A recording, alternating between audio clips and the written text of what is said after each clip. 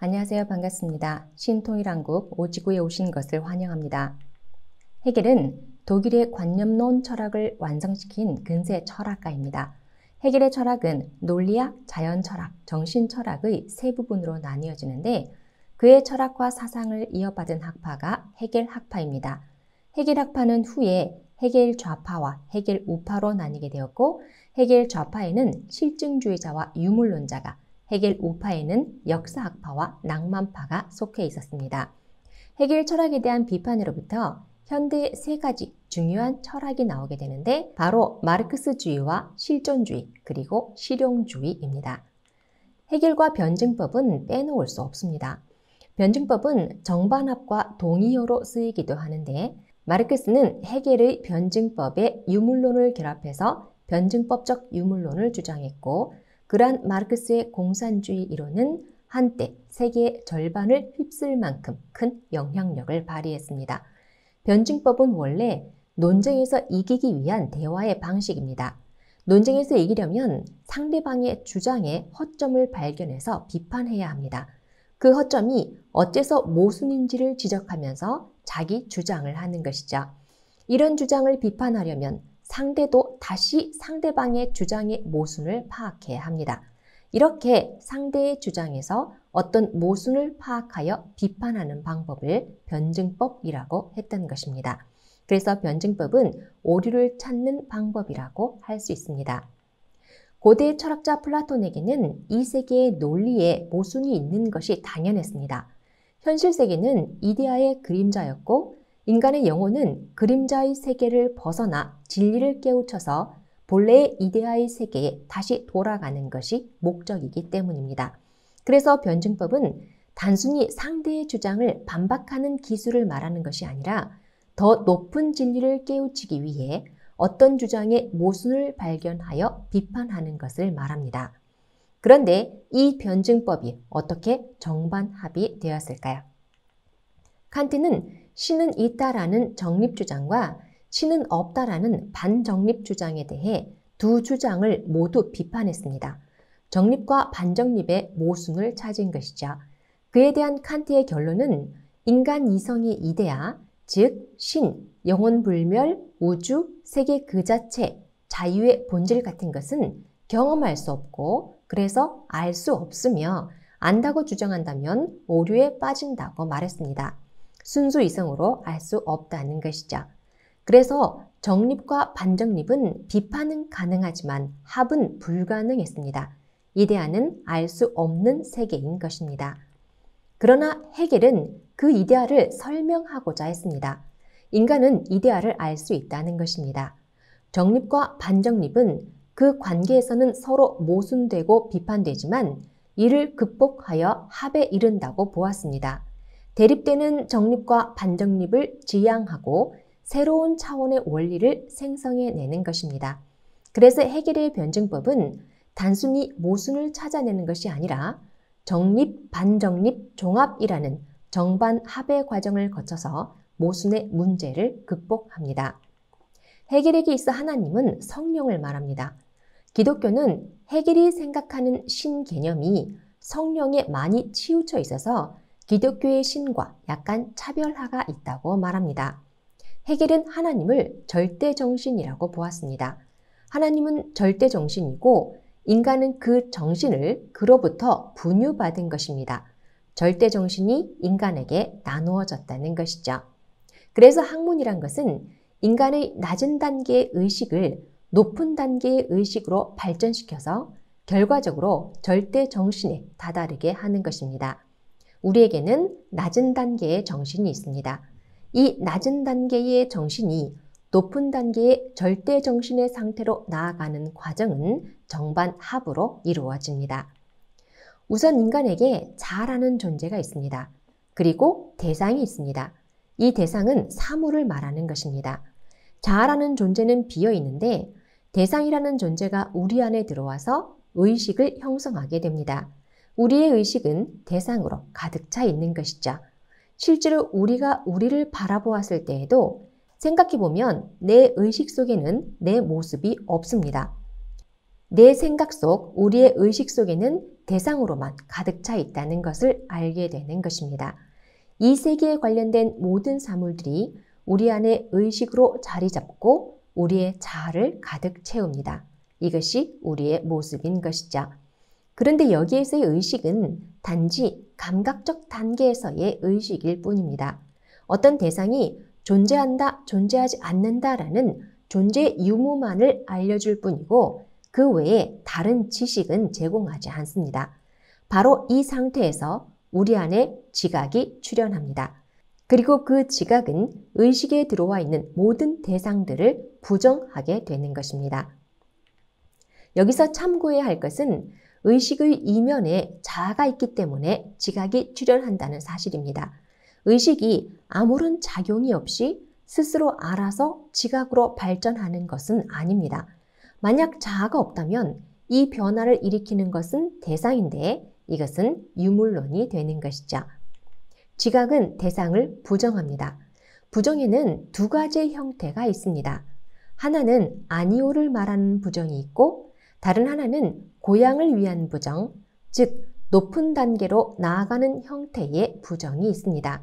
이것은 의식 자체를 없애는 형태가 아니라 그 의식을 한 단계 업그레이드 시키고 그 의식 뒤에 있는 실상을 발견하는 그러한 형태의 부정이라고 말합니다. 그러니까 지각이 의식을 바라보면서 그 안에서 무엇인가를 찾아낸다는 것입니다. 헤겔은 우리가 이해하기 쉽도록 소금을 예로 들었는데 소금이라는 대상을 처음 볼 때에 소금은 우리 안에 이미지로 들어옵니다.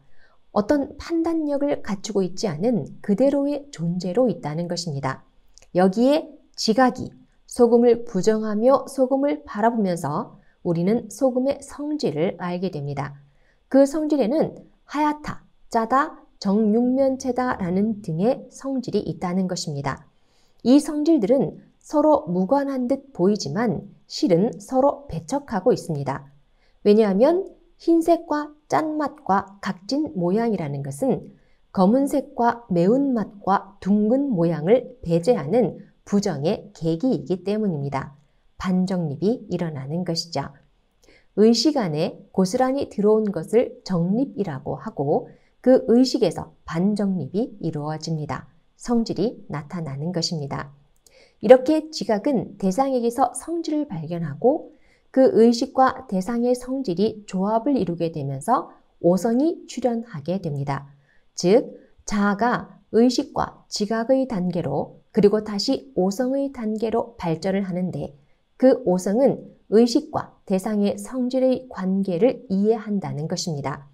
소금이라는 대상과 소금 안에 있는 각각의 성질들이 서로 조화를 이루고 있다는 것을 이해하게 되는 것입니다.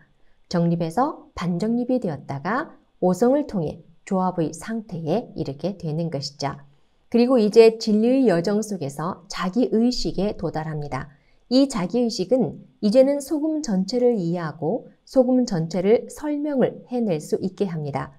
헤겔에게 있어 자기의식은 상당히 중요한 위치를 차지하고 있습니다. 우리가 사물을 바라볼 때에 처음에는 그 사물에 대해 감각적 의식의 단계에 있습니다. 그러다가 대상의 존재를 지각하는 의식으로 나아가고 그 다음으로 대상 세계의 법칙을 인식하는 오성이 출현하며 어느 시점에 이르면 이 외부 대상에 대한 의식은 자기의식으로 발전한다는 것입니다. 내 안에 자기의식과 진리가 일치했다고 확신하게 된다는 것입니다. 다음 단계로 헤겔은 이러한 자의식을 가진 자아들이 모여서 한 사회를 이루고 있는 인간관계를 설명합니다. 우리 안에 있는 정신이 세상을 다 안다고 생각을 하고 그렇게 살아갑니다. 정신의 기능이 그렇다는 것입니다. 그런데 여기에서 발생하는 중요한 문제가 있습니다. 우리는 다른 사람을 바라볼 때에 타인을 나와 같은 자립적 존재로 바라보지 않고 하나의 사물처럼 바라본다는 것입니다. 나 외에 다른 모든 존재를 그렇게 바라봅니다. 나도 그렇게 하고 있고 저 사람도 그렇게 하고 있다는 것입니다. 여기에서 투쟁이 발생하는데 헤겔은 이것을 인정투쟁이라고 말합니다. 인정투쟁이 발생했다는 것입니다. 이때 인간은 온갖 타자를 다 부정합니다. 의식이 대상을 부정하는 것처럼 서로가 서로에 대해 그렇게 부정하는 것입니다. 자기를 대상으로 취급하는 타자를 다 부정하는 이러한 의식을 헤겔은 불행한 의식이라고 말합니다. 여기에서 신의 논리를 가진 사람이 대자적 존재, 즉 주체가 되고 여기에 취약한 사람은 즉자적 존재, 즉 대상이 됩니다. 그런데 우리가 세상을 알고 인간관계를 알면 알수록 인간의 모습은 연약한 존재라는 것을 인식하게 됩니다. 그리고 헤겔은 여기에 기독교 철학과 예수 그리스도를 소개합니다. 예수 그리스도를 주인으로 삼아 노예의식에서 해방되어 자유롭게 거듭난 자아를 가지게 된다는 것입니다.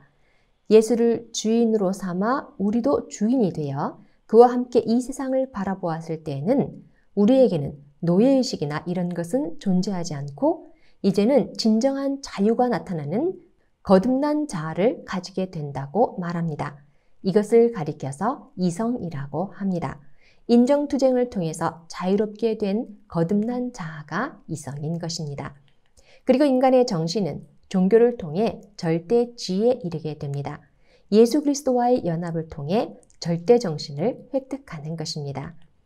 기독교에서는 하나님이 피조세계를 창조하시고 신인이라고 하는 예수님을 통해 하나님의 구원 섭리가 귀결되고 완성된다는 뚜렷하고 분명한 이론을 가지고 있습니다. 헤겔은 자신의 저서에서 기독교는 예수의 정신을 그대로 보여주지 못하고 실정성에 사로잡혀 있다고 비판했습니다. 하나님을 악무한으로, 다시 말해 오로지 현상세계와 관계없는 초월적 존재이며 스스로 자족하는 정신적인 신으로 규정한다는 것입니다. 그런데 그 신이 창조한 현상세계는 개별자들입니다. 헤겔의 관점에서 보았을 때 하나님은 초월자로 규정되는 존재가 아니라 개별자들을 통해서 인식될 수 있었습니다.